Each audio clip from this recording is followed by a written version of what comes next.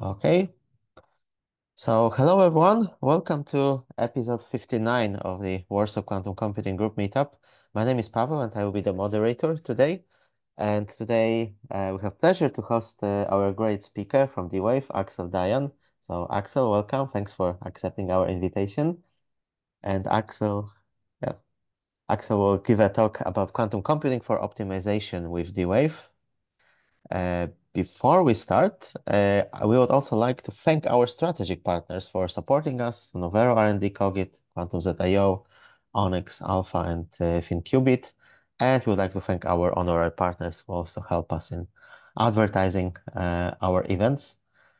And with this, I will stop sharing my screen now. And Axel, if you're ready, the Zoom is yours and you can start sharing your slides.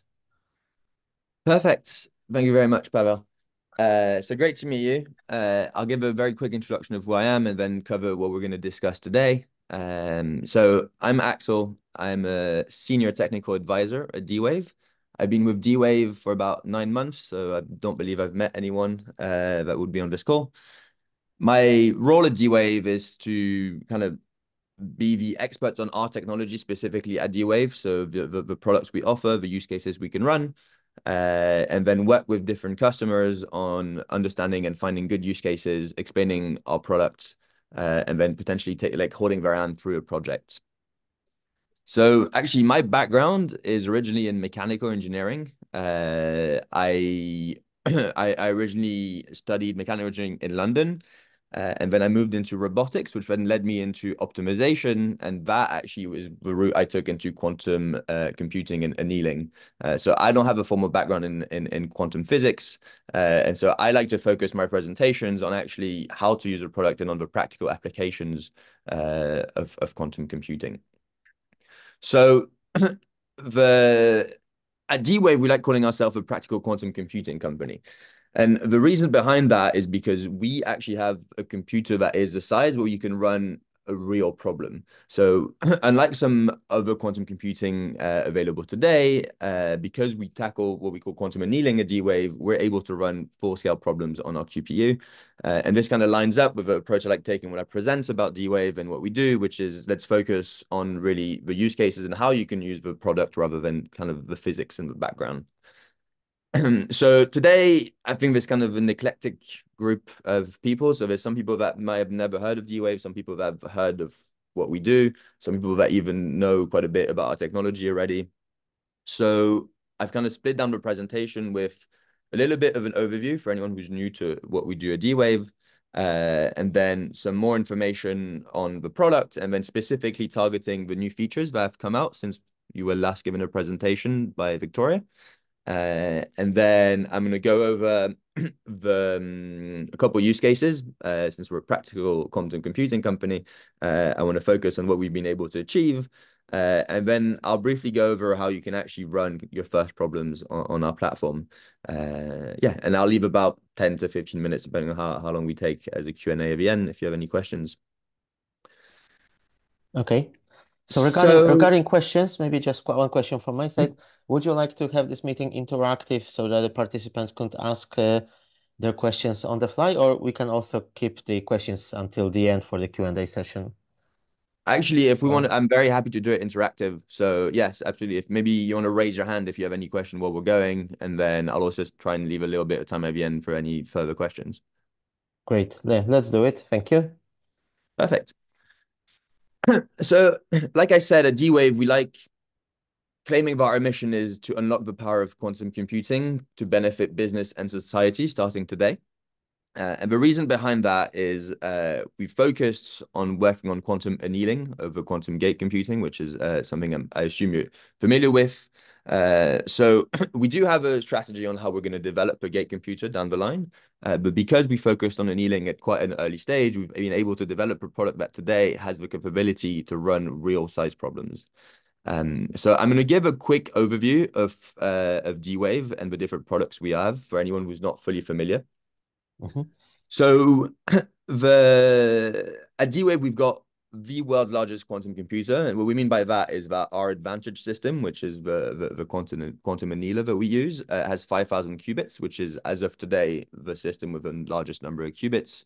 And that is accessible through our cloud platform. So I'll give an overview of that a bit further, but to access the advantage system, we use the LEAP platform, which is accessible pretty much anywhere in the world. There's like LEAP-approved countries, but most countries would be.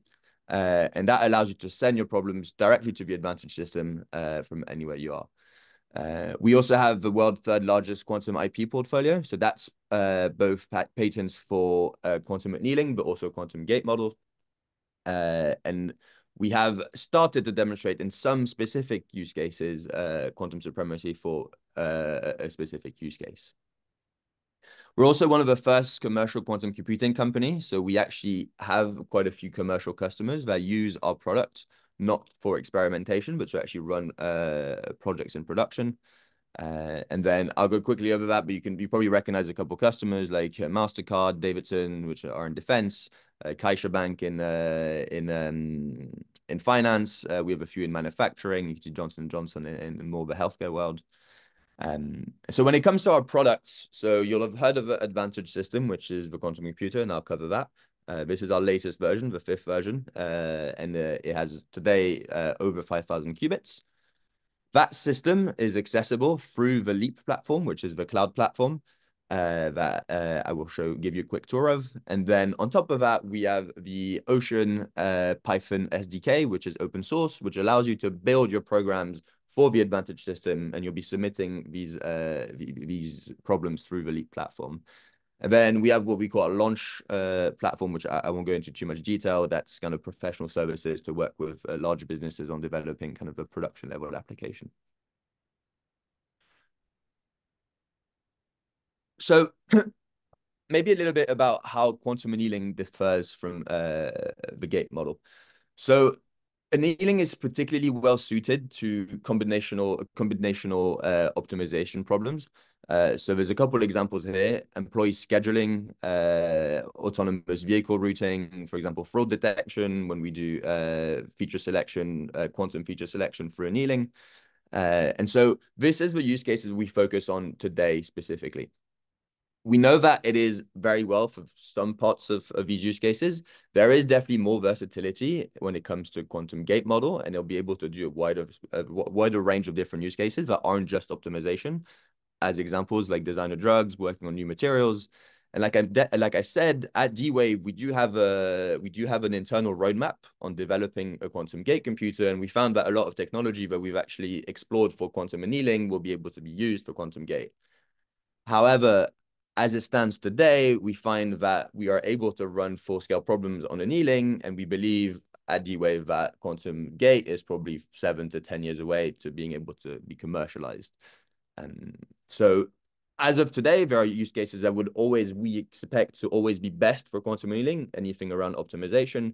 Use cases that would be able to run on both when gate becomes available, and then new use cases that become available to run as there's more and more gate models available. I think there's a question. Yes, there is a question from Sonil. Sonil, can you unmute and ask? Yeah. My question is, yeah, for quantum annealing, we use for optimization problem. Yeah. Yes. Exactly. For optimization problem, we use the quantum annealing, and so why we choose that optimization problem? What sort of things, what sort of features is there? So that's why we are using the quantum annealing as a optimization problem, not in a gate based one.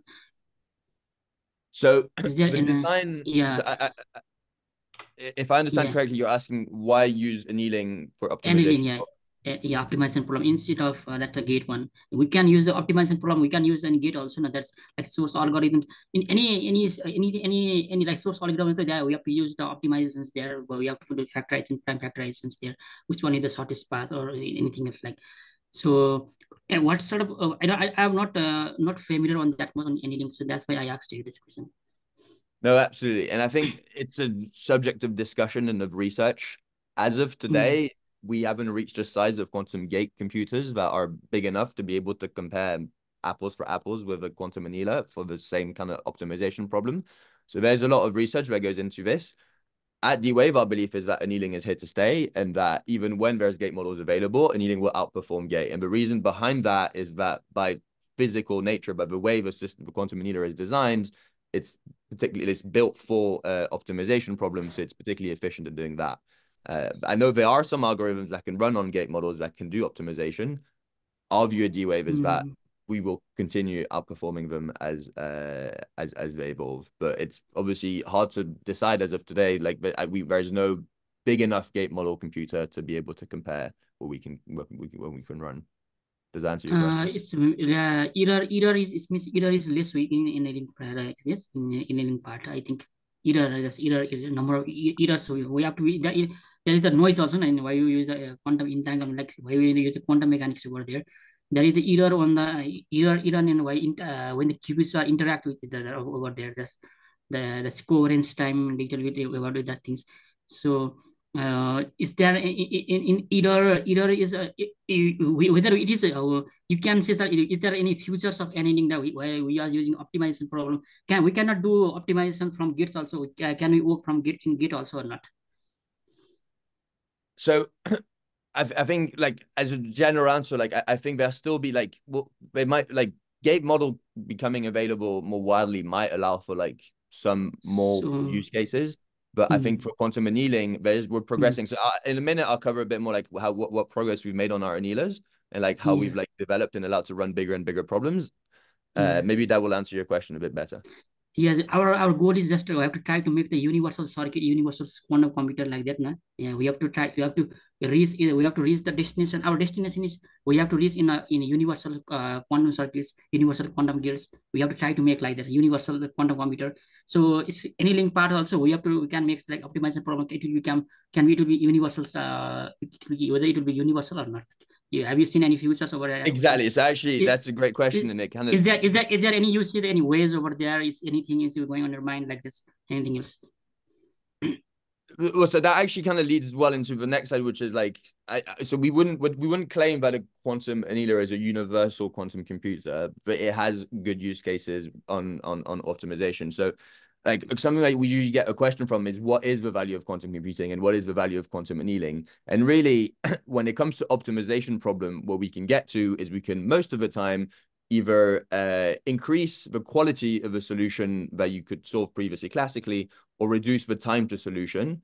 In some cases, we'll do both. So that means that we'll both get a better solution in a faster runtime. And then as we're developing these computers further and further, and as we can go onto larger problems, we're reaching a point where actually we can solve problems that have been unsolvable up to now on a classical computer.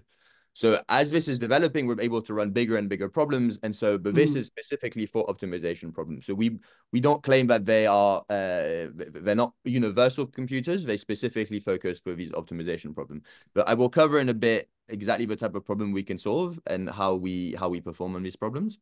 But something I'd like to point out as well is that so as I mentioned, we have our QPU, which is the advantage system, which is over 5,000 qubits.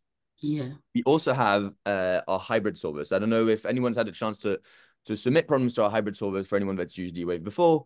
But so what we've done is we've actually combined the power of classical computing with the power of quantum computing in these hybrid solvers that are all available for our cloud platform. So the one that is most commonly used is this constrained quadratic model solver. And what that allows you to do is to actually run an even bigger problem through the quantum computer. And the way we approach it is, you can see on the little diagram explaining here, we take the problem and we can then split it down and run parts classically, run parts through quantum to then combine back to a solution and get a solution to the overall problem. And it allows you to both run problems that are mode native representation. So that means that the quantum QPU can only run binary variables under what we call a QUBO form that we'll cover in a minute. If you're running on a constrained quadratic model, a solver, you're able to run problems that have binary variables, integer variables. So so that means you can actually represent your problem closer to the way it was formulated originally. We've also done that with a binary quadratic model, which allows up to 1 million variables. So in that case, it's actually the same formulation as you would use on directly the QPU, but you then submit that problem to the hybrid solver, such as that you're able to run a larger problem. And then we have the discrete model solver, which is slightly more niche for specific use cases when you're using discrete variables. And something I wanted to cover is that we've actually had a new feature come out on the constrained quadratic model, which is we can now use continuous variables. And so what this has allowed is to actually, again, run the problem you're trying to solve a lot more natively compared to what you had to do as a reformulation step previously. So that's actually allowed us to run mixed integer programming on the quantum computer directly. And so that you can now use both binary, discrete, and continuous variable all on the CQM solver, so the constrained quadratic model solver. This is actually the solver that most of our business clients will use because it allows you to run both a large problem and a wide variety of problems. But at the base of these hybrid solvers is, in every case, the quantum QPU, so the advantage system. So that advantage system that I've talked about a little bit before is so our quantum computer. There's 3 in the world. So we have one in our offices in Burnaby near Vancouver in Canada. We have one in California at the Los Alamos Research Lab. And then there's one in Europe at the LIX Research Center. So all 3 of these advantage systems are reachable from the LEAP platform. So we can submit problems to all 3 systems. And so as of today, like I said, they have 5,000 qubits, which roughly translates to a maximum of 5,000 binary variables, depending on your problem formulation. But thanks to the hybrid solver, you can actually run problems of up to 1 million variables that are split down and ran on the QPU. So as it stands today, the advantage system is our largest system yet, but we are developing new generations. So regarding the advantage system itself, the topology of the QPU is known as a Pegasus graph. So what that means, and that actually kind of covers what we were talking about earlier, that means that each qubit is going to be connected to 15 over qubits. So that connection between qubits is going to limit and is going to dictate how large of a problem you can actually run on the QPU. So the way we build our QPUs is using superconducting loops of wire. To make the loops of wire superconducting, we actually hold the chip, so the quantum chip, in specific operating conditions. So it sits within a vacuum, but also at around 20 millikelvin, which I believe is colder than any naturally occurring cold condition in the universe. And so as it sits in that machine, so if we go back to the previous slide, you can see we have this large black box, which is the computer. Actually, that is mostly a fridge and a shield against external field signals and energy sources to hold that QPU as protected as possible, so that we can operate quantum effects. So as of today, the topology and the QPU layout is of Pegasus. So like I said, each qubit connected to 15 others, and there's a total of 5,000 qubits. So something you might have seen in the press or on our press release or on our website, and you might have heard before, and that's happened since we've last talked, is that we've now actually released a prototype for our new QPU. So the new system is what we call Advantage 2. And we've just released the second prototype, which now has 1,200 qubits. And this is, yes, our next generation of annealing quantum computer. But it's not just about more qubits. So obviously, as this stands today, we have 1,200 qubits, which is less than our flagship, the Advantage system, with 5,000. But it's actually more than just potentially moving to more qubits down the line.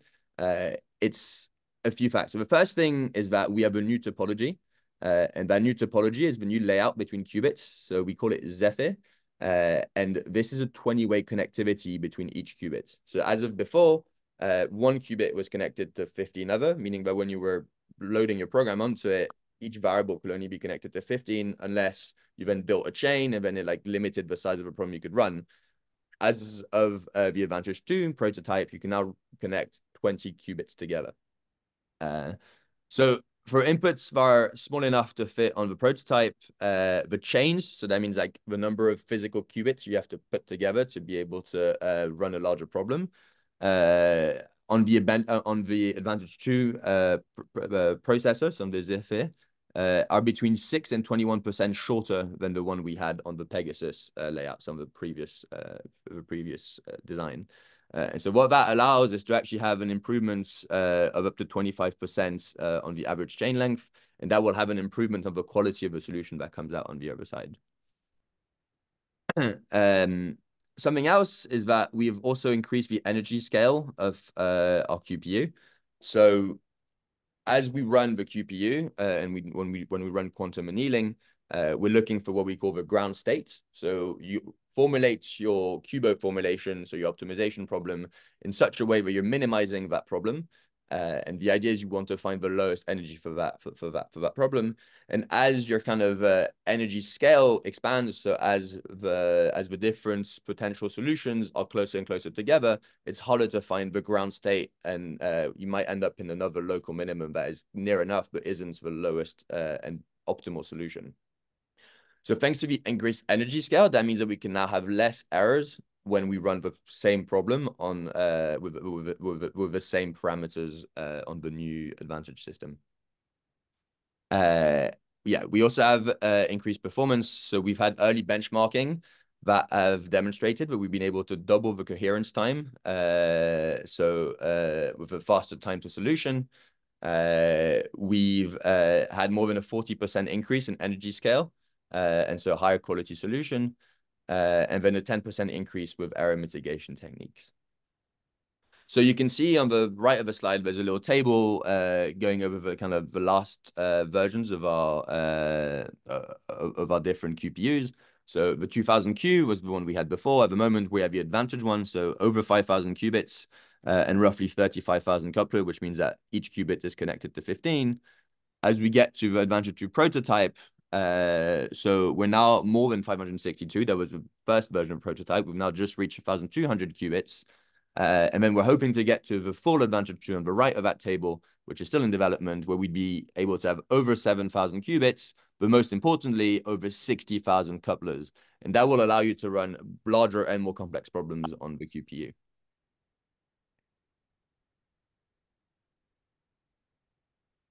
Something else we've worked on for this new version of the QPU is also around the actual fabrication of our chip.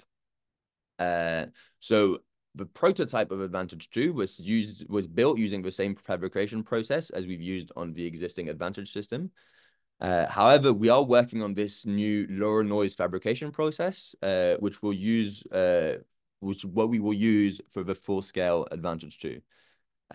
So we've had early measurements, and these have shown that the lower noise fabrication will yield dramatically lower noise, and so that will allow for higher coherence and potentially increase the performance on the outputs of the QPU.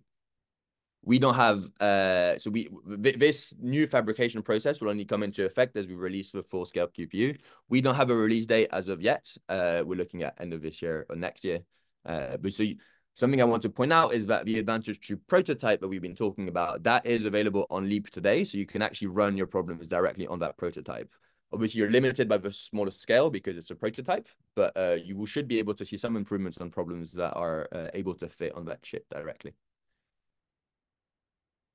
So that was a look at what we've done and improved on actually the hardware and QPU side of things. Something else I wanted to cover is actually a new feature that we've released that you might have heard about, which is our fast anneal feature. So this new feature is going to be available on all of our systems. So that's QPU only, not the hybrid solvers. And that is going to be available on the existing Advantage production system, but also on the Advantage 2 prototype system. And so what this has allowed, this fast anneal feature, it allows a few different things when you run your problem. So first of all, as much as we shield the QPU from noise, from outside noise, we still have problems with coherence time based on losing coherence as the QPU settles, so as the qubit settles. So we're now able to perform quantum annealing at a way higher speed, which means that we actually reduce the impact of these external disturbances like thermal fluctuation and noise. And that would normally hinder the calculation, and now will allow us to have a better coherent time, meaning that we actually get to a better result. So you might have seen some of the papers we released recently, and actually this is the feature that used to be only internal, but we've been using to do the latest research we've done on our QPU. Something to keep in mind is, as of now, because when you program the chip and when you read the chip, this is quite a lot of overhead on the actual runtime of the full problem on the QPU. So as much as the annealing time is a lot faster, the actual running time end to end has kind of remained unchanged, and that's something we're working towards. So really, the reason for this fast anneal is not a faster runtime; it's actually getting having more coherent quantum states. Something else as well is we've been able to have better calibration. So the fast anneal feature is accompanied by major improvements in like the QPU calibration at fast anneal times, which enables us to access coherent quantum annealing without the need for complex calibration refinement procedures. We've also been able to have enhanced encoding. So the fast anneal feature can produce coherent distribution that have the potential to allow more efficient encoding of complex data patterns. So that allows us to actually run problems that are really classically impractical. And finally, we've reduced the error rates. So you can see on the last point on the slide, we now have anneal times that go down to below 4 milliseconds. So that's over 100 times faster of the fastest anneal you were able to perform previously on our QPUs. So something to keep in mind is that this fast anneal feature has been a software update. It's the way we address the QPU. There's not been any hardware changes to the actual chip itself as of yet. So the way this works is we actually just change the way we send the signal across to the QPU. So rather than the shaping the signal for an external current source to have a linear growth of the actual qubit, what we do is we actually apply a linear current, which then has an impact on the qubit and then means that we can anneal faster. However, because of the fast ramping of A's and B's, there is no attempt to keep the relative energy ratio between H and J constants. So what that means, if you're not familiar with how we do quantum annealing, is that you can only use these protocols on problems that don't have linear biases. So that's only quadratic terms so problems with that only have quadratic terms. There is a workaround. We're not going to go into detail here. There's information or documentation. But yeah, so the downside of being able to do fast anneal is that we are not able to keep that energy ratio between H and J. At that stage, is there any questions on kind of the new features on the new QPU on the new fast anneal feature? So actually, we have several questions, but not exactly on this. So I would say that they are a bit more general. So it's up to you. Would you like me to read the questions now? Or because I think I can have a quick look. So I think there's a few questions about qubits, which I'll cover a bit further. Maybe let's leave the general questions to the end. Okay, to the end. Okay, that's fine. That's fine. So because I think it looks like there's a few that are repeated, so I can cover all of that. Yes. Okay. Are there any other questions regarding these advantage systems that have been discussed? The question from Domenico, please.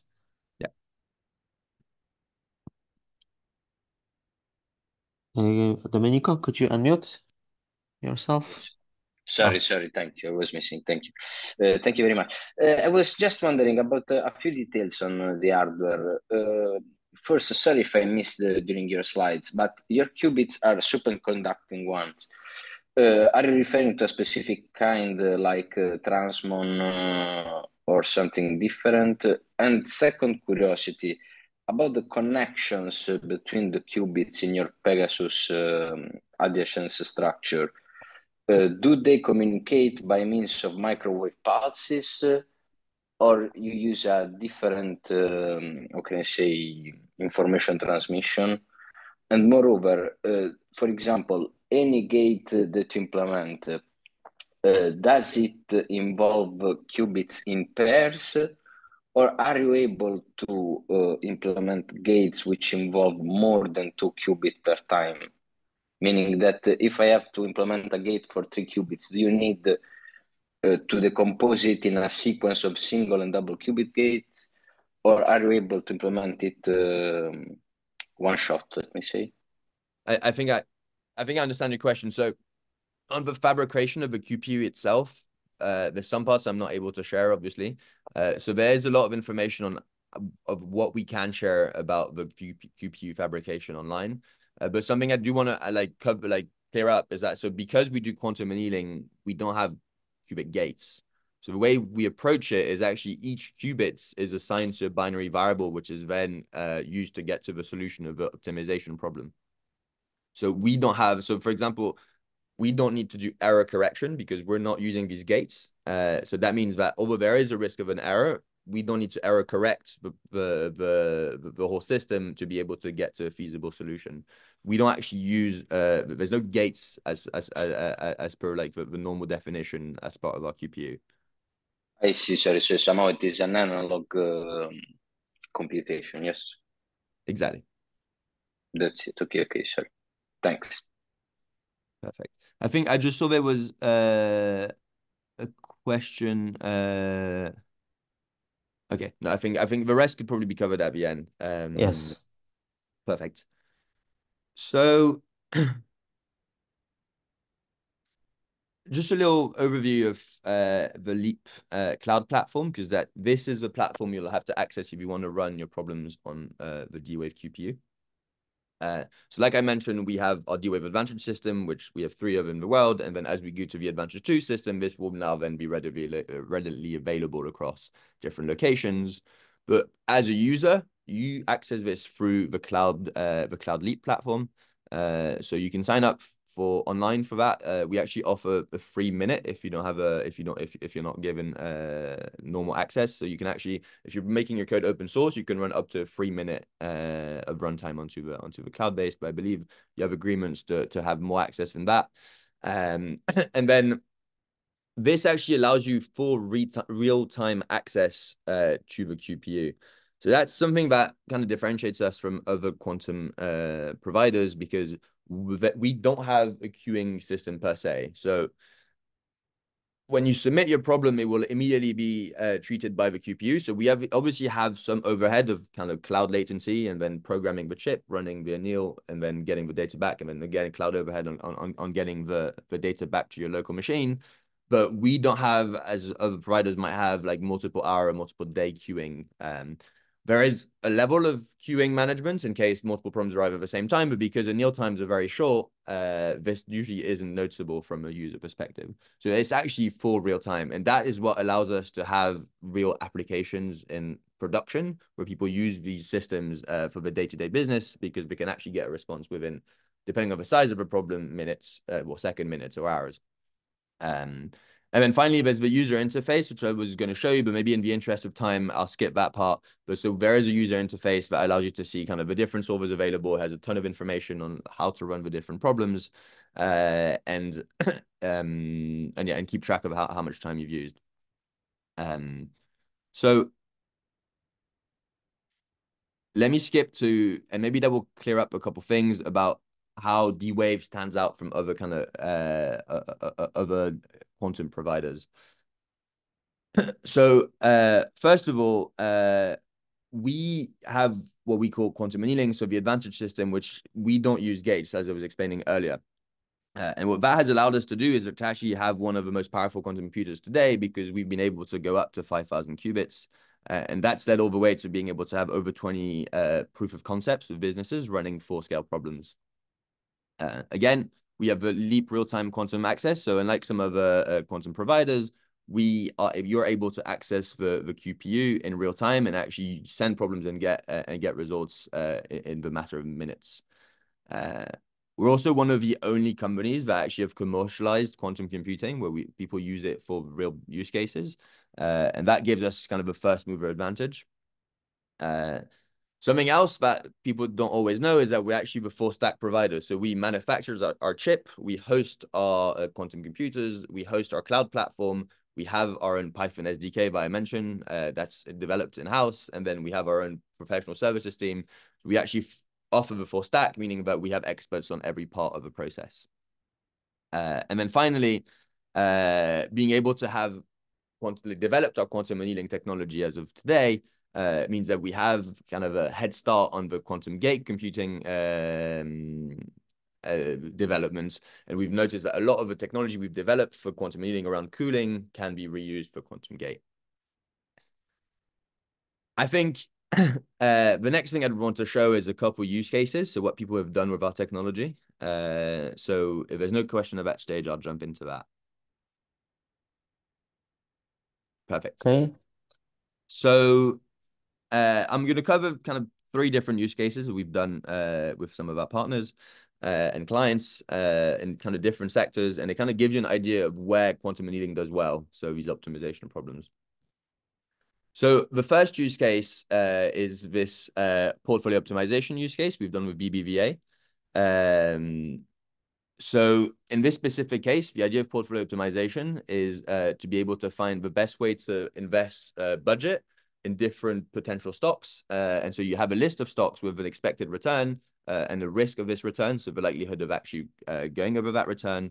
And then the idea of the problem is you've got to select a specific list out of these stocks to invest in, and that actually becomes an NP-hard combinational optimization problem. So we worked with BBVA through like a partner Multiverse, so a large bank in Spain, on different problems. And so we had different kind of sizes of problems. And I think what it really shows here is how quantum annealing really outperforms as we get to bigger problems. So when we were running kind of a smaller size problem, the classical method could outperform the quantum annealer. And the reason for that is when the problem is simple to solve classically, then we actually recommend to run classically. As the problem got bigger and kind of the search space expanded, we reached a point where actually the largest problem, there was no normal classical way to get to a solution.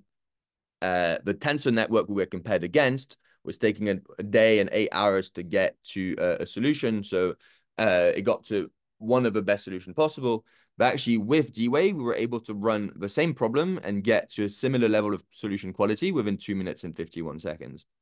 And I think that really shows kind of where quantum annealing is powerful, which means for the same problem, running through annealing has allowed us to cut the time down to 2 minutes. Axel, so I have a question here. So do you know what is the reason why the other classical solvers were not able to find solutions? Because I mean, I can imagine some, let's say, universal heuristics or meta heuristics like genetic algorithms, for example, that potentially could encode it. And I believe that they should be able to find some solutions. Maybe not optimal, of course, maybe worse.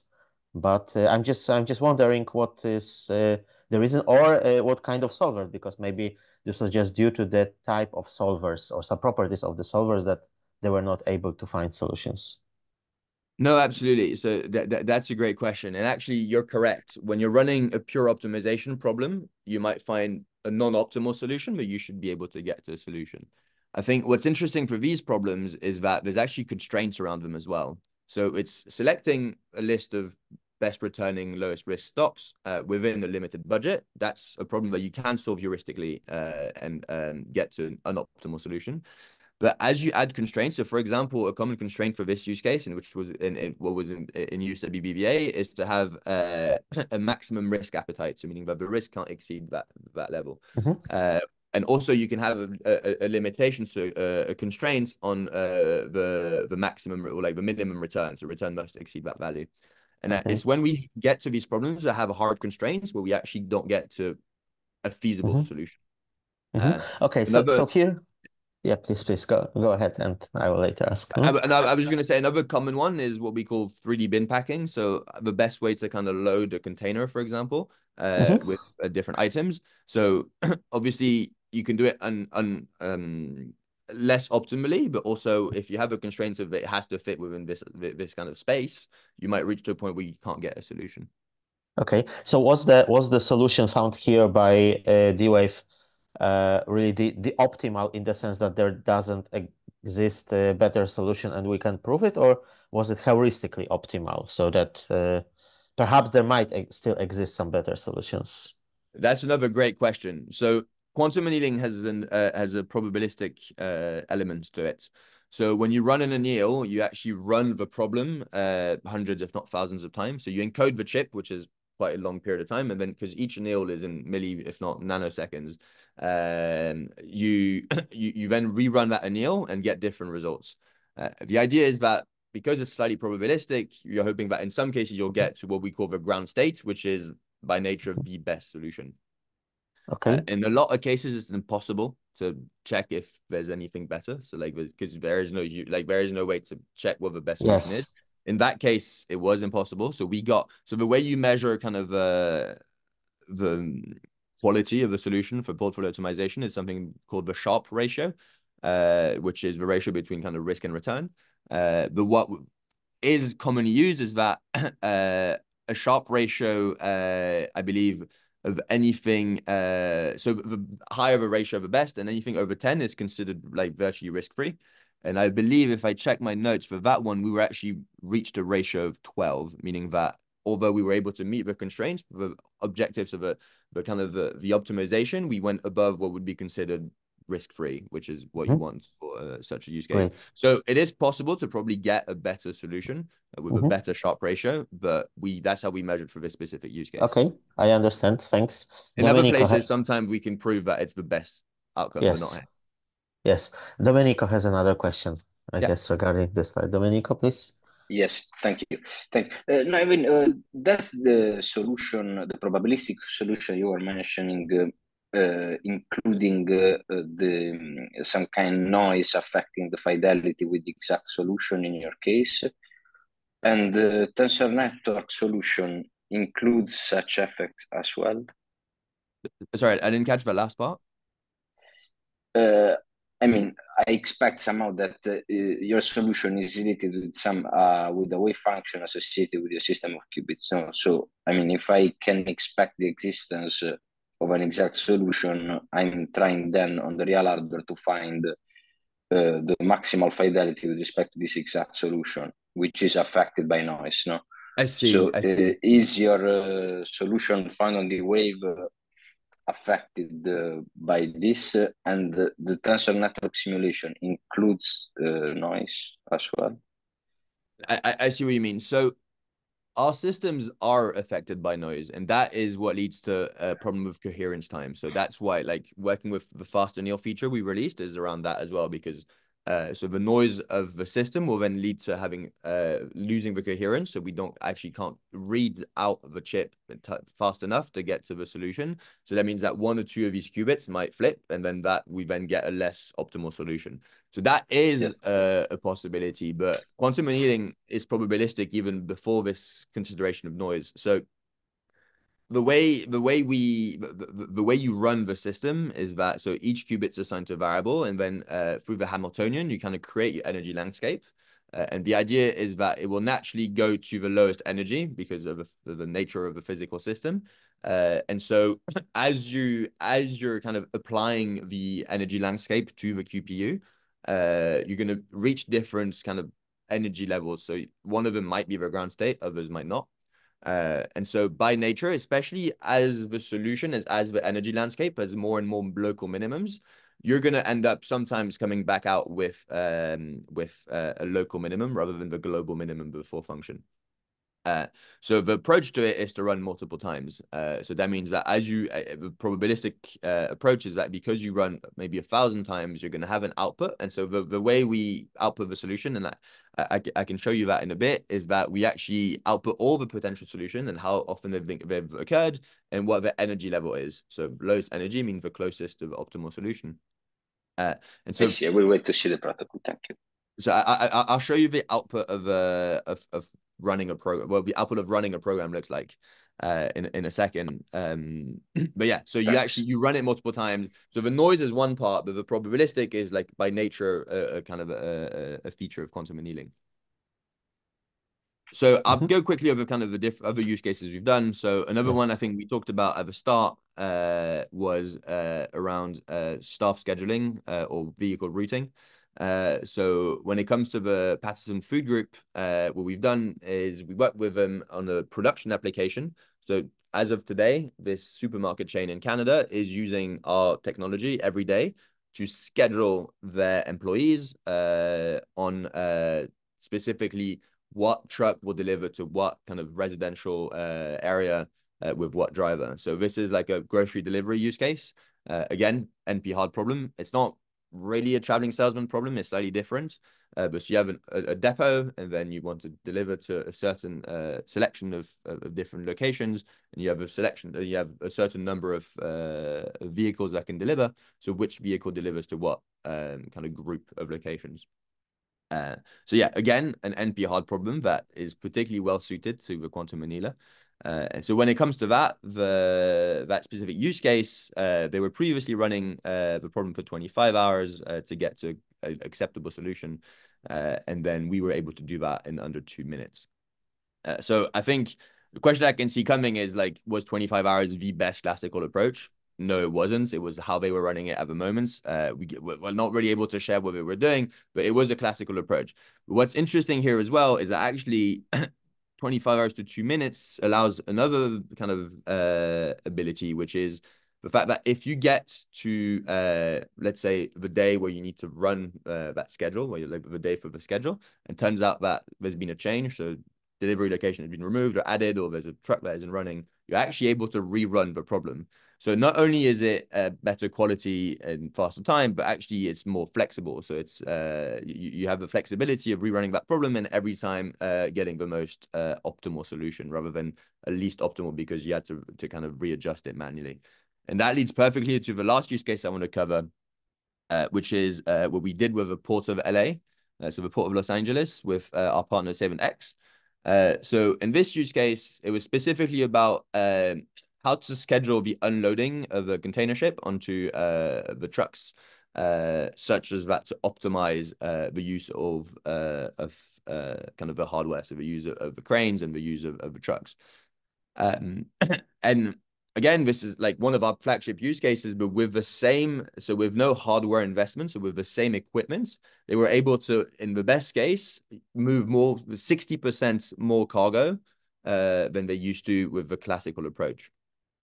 And again, something that's interesting here is that not only were we able to get better solutions than classical, but in any case, if there was a change of parameters, we were able to rerun the problem to be able to stay and keep the most optimal solution with the latest information. Is there any questions regarding the use cases, maybe in the comments as well?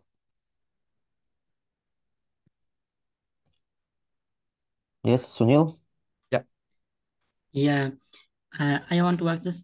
For this logistic optimization at this port of Los Angeles quantum computing, you just mentioned here. So how many qubits you have used over there? Like in any links, how many number of qubits you have used over there?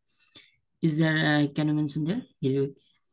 So for this specific problem, we use what we call our hybrid solvers, but actually, interestingly, that's a good point to cover, is that 7X actually developed their own hybrid solver. So rather than sending a large problem directly to D-Wave and then we run it and we break it down on our side, 7X actually developed that system on their side. So they took larger problems and then had their own internal classical servers break down that problem and submit to the QPU different kind of sub request. So like optimizing one cargo ship wasn't just one QPU request. It was hundreds, if not thousands. So it's hard to tell how much of a QPU was used, but on average, actually, it's like, so you wouldn't be able to encode the entire problem for the entire ship on one on QPU itself. So breaking down the problem is how they achieved this.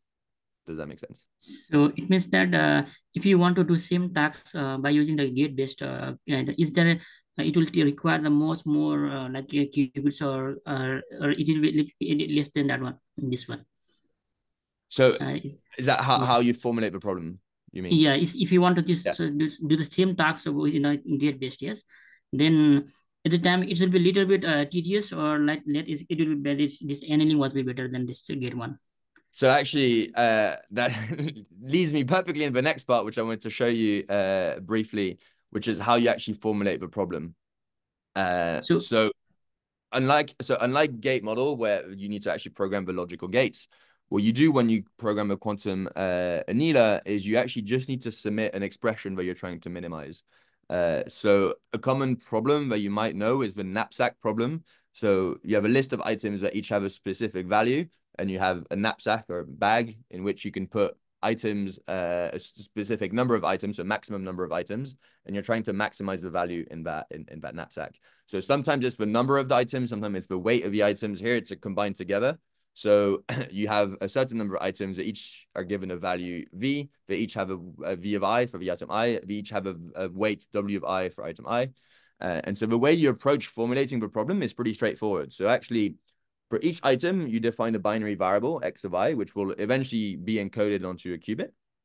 And then you just build your formulation. So you're trying to maximize the value of a selected item. So you want to sum all the items' value times if they're selected. So the binary variable will be 1 if you choose that item, 0 if you don't. So that means that you multiply value I by the binary variable, and you sum that across, and you're trying to maximize that. And then you build your constraints as well. So again, you multiply the weight by the selection variable and you add these up so that the total weight must be less than W, which is the maximum weight allowed. And then for maximum items, you just sum these binary variables, which will end up being the number of items selected, and you can build that as a constraint. So it's actually pretty straightforward. And then the next slide I have is actually what the code would look like to be able to run on the system.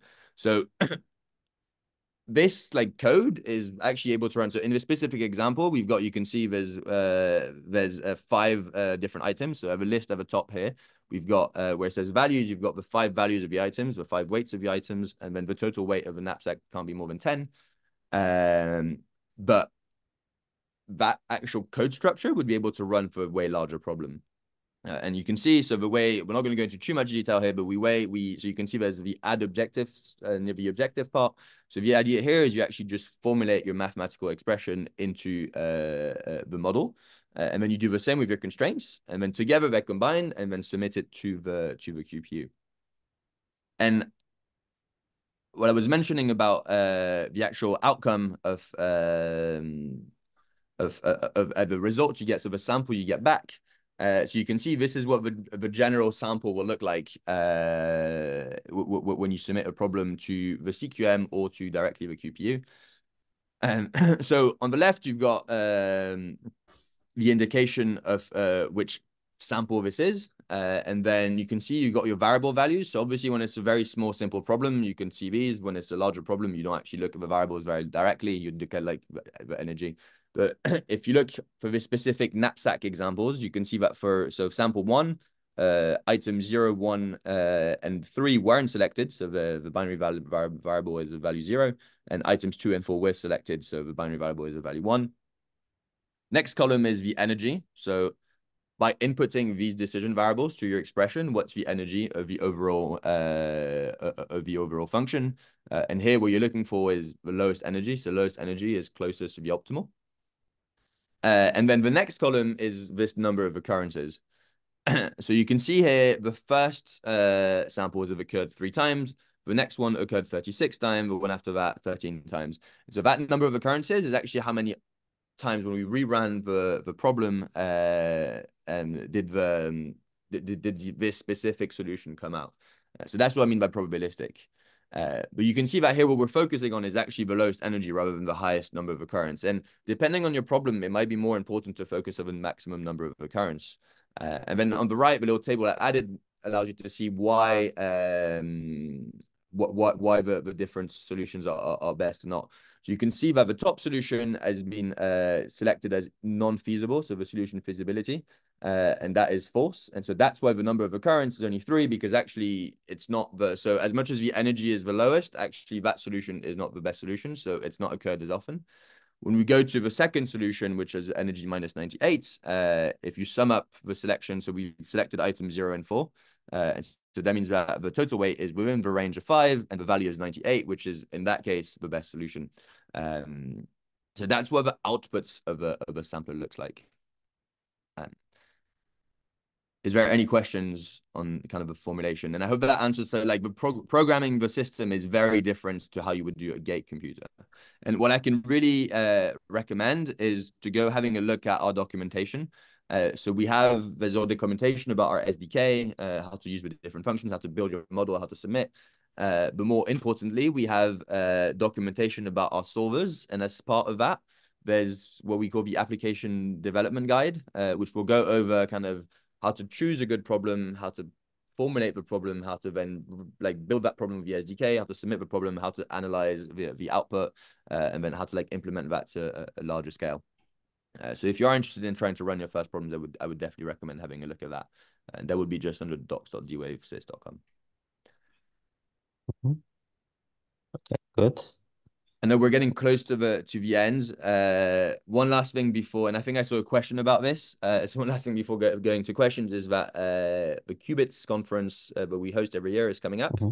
So we're hosting this conference in Boston. So it's well next week, Monday to Tuesday. So I'm actually going to Boston tomorrow. So you're obviously welcome to attend in person. Tickets are still available on our website, but we will also be streaming the first day remotely. So if you want to register for that, we'll be covering quite a few different things, so different use cases, some announcements of what we're going and what we're developing for the future. So yeah, would recommend attending, well, in person if you can, but probably online since it's a bit last notice. So it will be online also, yes? Yeah, so it's a 2-day conference. The first day is online, the second day isn't, but a lot of the announcements about products and everything will be on the first day. So after we register there, and then I think we'll get the notifications, yes, from here for to join the to online. Because it's not possible for me actually to go physically over there. No, absolutely. Yeah. So you can, Pavel, maybe I'll do a follow-up email with a link so that people can register. Okay, just thank you. Perfect. Okay. Is there any further questions? So little bit, I want to be little general questions, okay, from just my curiosity. In a gate based, while we do entanglement, we use that CNOT gates like yes, two qubits, binary operators like we use that type of gates, yeah. So and in annealing one, how do you do that entanglement? Like why do you interact the entanglement phenomena? How do you just occurs on that things? Because the entanglement phenomena is the fundamental things for quantum computing. So quantum annealing also makes use of the entanglement phenomenon. The way this is approached is that actually, so the qubits are entangled as it starts, and then they're also in superposition. So it's both in superposition and entanglement state as it starts, and then as you build your energy landscape, this allows what we call tunneling. So this is getting quite technical, but what that allows is for example, so if your solution is currently stuck in a local minimum, it actually tunnel through the energy landscape to go to a lower energy solution. But I would really recommend, so there's a really good article about kind of like, and a way more in detail explanation about this on the documentation. So if you go to the solver documentation, we explain into a bit more detail exactly how that quantum effect works and how entanglements and superposition impact the outcome of your quantum annealing. So would recommend having a look. Okay, thank you. Okay. There are some other questions on the chat, so maybe we can take the first from George. What is the precision of your continuous variables, similar to various classical floating point formats? That's a great question. So actually, the precision, like we don't look at it as a precision because you could just scale up. What we look at is the range. So you give it, so you can actually define that when you define your continuous variable. And I assume that's, yeah, for continuous variables, right? But so when you define your continuous variable, if you have a problem, you're gonna define the range of these variables. And so if you don't define anything, there's a natural range where it's defined. But we obviously recommend doing that because this will highly impact kind of the performance of a solver. So this is all quite well detailed in the documentation as well. So if you go under our DIMOD package, which is what you use to build your models, there'll be information on how you can define these continuous variables. But yeah, great question. So yeah, we define a range to be able to limit kind of the precision, if that makes sense. Okay, good. There's a few questions from Mohammad Reza. I think that the first was answered, or at least partially. Why didn't D-Wave choose to implement quantum annealing with other modalities? I mean, I guess that he means other than superconducting, right? That's a great question, actually, as I'm going to go into. So having discussed with kind of our internal teams, so like I said, my background isn't, so I work more on the customer facing side, but having talked with the people who've developed and built our QPU, I think that actually the reason we can have a 5,000 qubit system today is because we chose the superconducting loops of wire approach. So actually we're using existing technology. So that means that there's actually already like a manufacturing chain available. So we're using kind of existing technology on the chip building to be able to develop our QPU. Our tolerances are way higher, meaning that we tend to have, like, when we fabricate the QPU, it takes a lot more kind of calibration. But the approach we took was, let's focus on something that's available today, so that we can actually start showing results, and then see if we can evolve from there. Okay, there's another question from Mohammad Reza. Do you work with QDITs with the number of values, possible values greater than 2? Are there advantages? How would you set up those considering the superconducting modality? So I'm not sure what you mean by QDITs, and I would argue that which makes me think that we don't. No, we only okay. Yeah. We only work with there's no gate. We only work with qubits. There's no gates. Oh, okay. Okay, so only qubits. Yeah. Okay, that's good. Okay, another question from Mohammad Reza. I think it's related to one of the previous slides. So the number of occurrence determines efficiency. Wasn't it equal to objective function plus penalty terms? Mohammad Reza, maybe yes. Yeah, go on. There was a following, which is feasibility. Yeah, so that is a very good question. So this example I'm running here, so you can see the feasibility. There's a specific line which gives you false or true, and then there's an energy, which is going to be indeed the sum of the objective and the constraints, so the penalty term for the constraints. When it comes to the CQM solver, actually we make sure to not add that penalty to the energy, because you define your objective and your constraints separately. But that is why there's not that, like, so the actual energy on the chip isn't going to be minus 142. That's recomputed after, because we look at the energy of only the objective, because when you run with a CQM hybrid, we can split objective and constraint. If you're going to run directly on the QPU, you're correct. You would combine your objective and your constraint with a penalty term. And that means that if your constraint is violated, you're not going to have that column that can check if it's true or false, because it's all built in one objective. But your energy will increase, because that penalty will impact the energy. So very good catch. But yeah, so this example is from the CQM hybrid solver. It would be slightly different if you're running on the QPU. Okay, good. And there's another interesting comment from Mohammad Reza, which also inspired me to ask another question. So Mohammad Reza said that adiabatic quantum computing is universal, but adiabatic quantum computing is not equal to quantum annealing, but has similarities. So can you maybe explain what's the difference between adiabatic quantum computing and quantum annealing? So that's a great question, and I don't think I'm the best person to talk about that, actually. Okay. So you know what? Let me ask internally. There's probably we have released a lot of papers and across the years. I mean, DOA has been around for 20 years. So as we worked on our technology, we've compared to a lot of different technologies. So let me reach out and see if there's anything that we have that's available, and I can send that as a follow-up email. Absolutely. Okay, yeah, that's fine. And there's, I think, last question about your email address, because how long will be also in Boston as well. Yeah. So he asked if you can share your email address. So maybe you can just, if it's fine for you, of course, you can just paste your email here on the chat. But if it's a problem, then yeah. I will do that. Actually, I will have one more question, but really the last here. So Do you think we can say that we already have, let's say, this quantum supremacy or quantum advantage? Because we already observed that on some real cases, so we have this advantage. But on the other hand, many researchers claim that we are still quite far from this quantum advantage. So what is true?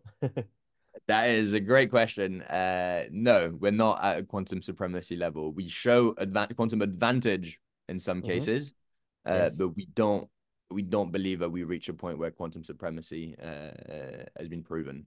So we can prove that we can do better regularly, like we can reliably do better than a classical method on some specific use case. We're looking forward to the day where we can prove that we, on any use case, quantum computing, or any, like in that case, optimization use case, that we outperform, and that would be a day where we can claim that we've reached quantum supremacy, but we're not there today. Absolutely not. Okay. All right. Amazing. So yeah, maybe, thank you. Pavel, I'll follow up with a couple of bits I said I would send through, and then you can maybe send that to the group. And then I've put my email in the chat, whenever wanted to see it. So if you are attending, can I ask a little bit off-topic questions? Yeah. About so I was currently, I'm an MSc physics student, okay, and I'm interested in quantum computing.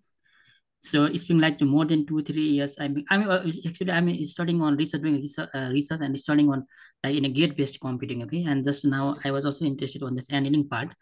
So after graduate my university, so I want to planning to do PhD over there. Is there any research opportunity? What sort of things? What other things can I get your information from you? Is there anything else? That's a great question. So I wouldn't be the right person to I wouldn't be the right person to know this, but what I can do is I can reach out to, because you would be working more with our like either kind of hardware development or algorithm development team. So I can reach out to them and see if there's any opportunities open and come back to you. It means I have to talk with other expert persons. That's your suggestion. So for me, it means like. Sorry, I don't think I caught that. So what will be your suggestion for me? I want to expect suggestion from me, from you. What will be your suggestion for me? So to go to the quantum computing. So I'm not sure. So I wouldn't be the right person to answer that question. So let me get you in contact with someone who would actually be kind of handling this side of so potentially having a specific research project. So can you give me any link to talk with him? So Pavel, would it be possible for me to kind of send my follow-up email, and then you can send that through, and then everyone has my email and can reach out? I think that's yes, but you've already shared your email address as well, right? Yeah, I have actually. Yeah, it's in the chat. So if you maybe send me an email, and we can be in contact. Okay, then I'll follow you in LinkedIn also. Okay. And then perfect. And that's really okay. Thank you. Okay, good. Amazing.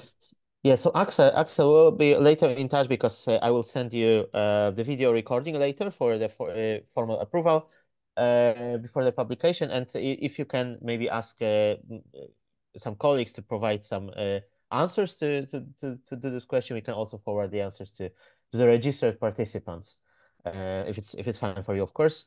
Yeah, I will do that. Great, fantastic. So thank you, Axel. So as Mohammad Reza commented, that was very informative talk, and I believe that we learned a lot about D-Wave's technology. So thanks for this. This is good. So maybe for the end, I will share my slides once again, just for a while. Yeah, just to give some announcements, because yeah, so first of all, thanks. I also thank everyone for attending, of course. So if you are interested, you can stay in touch. So please follow our social media, follow our YouTube channel, Twitter profile, and so on. You can subscribe to our newsletter as well. We would also like to thank once again our strategic partners and honorary partners for supporting us. And if you liked our events, you can also donate and support us as well. So with this, I would like to thank everyone once again. Oh, maybe one more thing. The next Warsaw Quantum Computing Group meetup will be probably in October. So we'll most likely we'll take a break for the summer holidays, and we'll come back in October. And we hope to see all of you during our next events. Can you provide the slides over here in mail? Yes. So I can. Yes, I can. So my slides or the slides from Axel? Oh, then Excel I was already following LinkedIn, yeah, and then I think maybe you will accept my request. Yes. Yeah, sure. I can also upload my slides somewhere and then share the link in the email. So I will also send you a feedback form to all registered folks. So Okay, thank you. good. Okay. So let me stop recording now.